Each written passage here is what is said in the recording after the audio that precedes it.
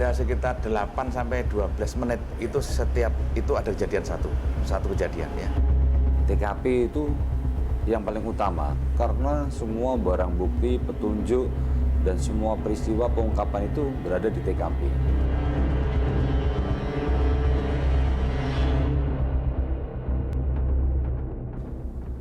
Megapolitan Jakarta masih merupakan kota yang rawan kejahatan.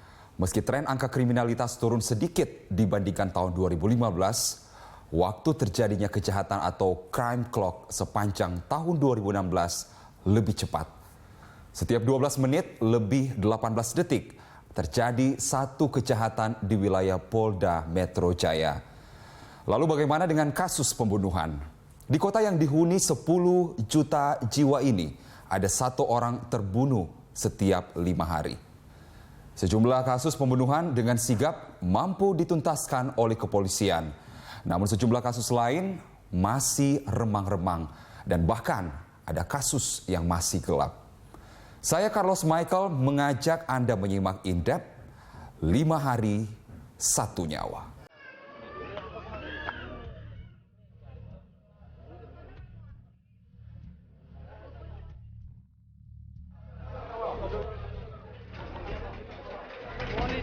Mungkin inilah kejahatan yang paling menggegerkan warga Jakarta sepanjang tahun 2016.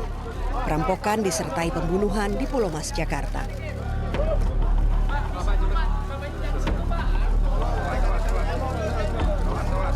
Akhir Desember lalu, sekelompok begundal menyatroni rumah bernomor 7A di Jalan Pulau Mas Utara, Jakarta Timur.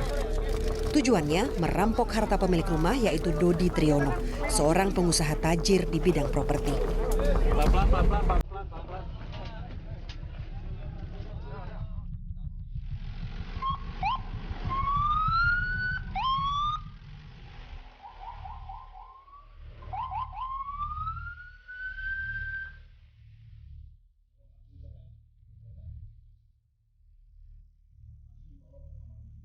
Entah apa musababnya sehingga para begundal itu menyekap 11 orang penghuni rumah di kamar mandi dan meninggalkan mereka dalam kondisi terkunci.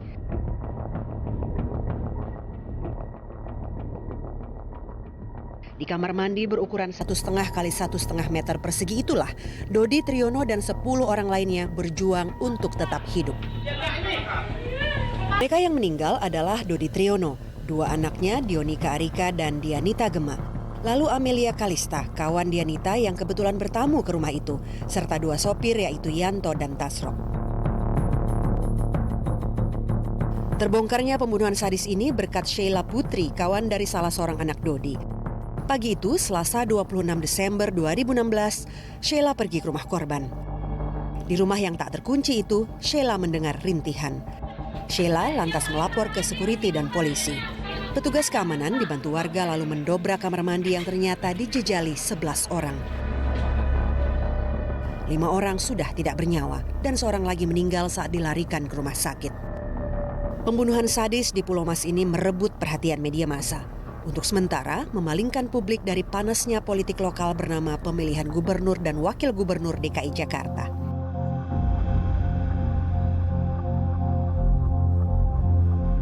Para durjana yang mempertontonkan tindakan sadis di rumah Dodi Triyono mungkin sudah mendapatkan tujuannya.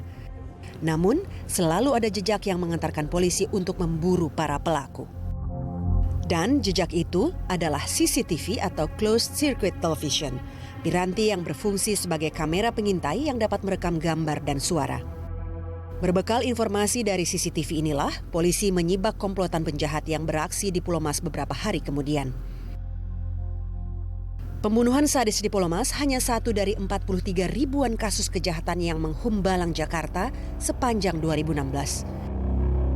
Memang turun sekitar 3% dibandingkan tahun 2015, tapi tak layak membuat kita bahagia.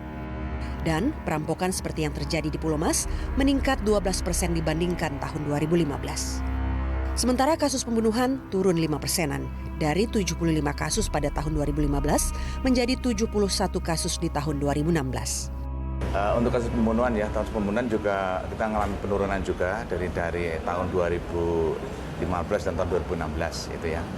Jadi intinya bahwa Kita memang untuk kasus pembunuhan ini ada beberapa motif ya yang kita harus mengetahui, beberapa motif. Ada motif balas dendam ya, kemudian ada motif iri hati itu, kemudian ada motif perampokan murni di situ. Jadi makanya banyak kegiatan-kegiatan perampokan atau kegiatan pembunuhan yang berkaitan dengan harga diri maupun harta benda. Kasus penganiayaan berat turun 6% dari 3.400 kasus di tahun 2015 menjadi 3.187 kasus di tahun 2016. Jakarta dan kota-kota penyangganya masih merupakan kota yang rawan kejahatan. Ada sekitar 8 sampai 12 menit itu ada kejadian satu kejadian ya. Setiap 8 menit itu ada satu kejadian yang ada di ibu kota ini ya. Tentunya kita sudah namanya crime clock itu sudah kita lihat di situ. Intensitas kejahatan di wilayah Polda Metro Jaya ini lebih cepat 8 detik dibandingkan crime clock tahun 2015. Pada tahun 2016, setiap 12 menit lebih 18 detik terjadi satu kasus kejahatan. Jika total kasus kejahatan atau angka kriminalitas turun 3%, demikian pula dengan penyelesaian kasus atau crime clearance. Pada 2015 ada 29.750 kasus yang mampu dituntaskan. Setahun kemudian kasus yang sanggup dituntaskan turun menjadi 28.252 kasus. Ada dua tipe kejahatan di megapolitan seperti Jakarta. Yang pertama itu adalah property related crime dan yang kedua adalah kekerasan. Demikian pula dengan kejahatan berupa pembunuhan terbagi dalam dua kategori. Yang pertama adalah yang bersifat quote and quote ya dalam tanda petik instrumental. Instrumental di sini adalah pembunuhan itu adalah sesuatu yang sebenarnya bukan menjadi tujuan, tapi mereka merampok kemudian pada akhirnya dalam tanda petik terpaksa melakukan kekerasan dan pada akhirnya menyebabkan kematian korban. Dan yang kedua adalah yang mengenai persoalan interpersonal.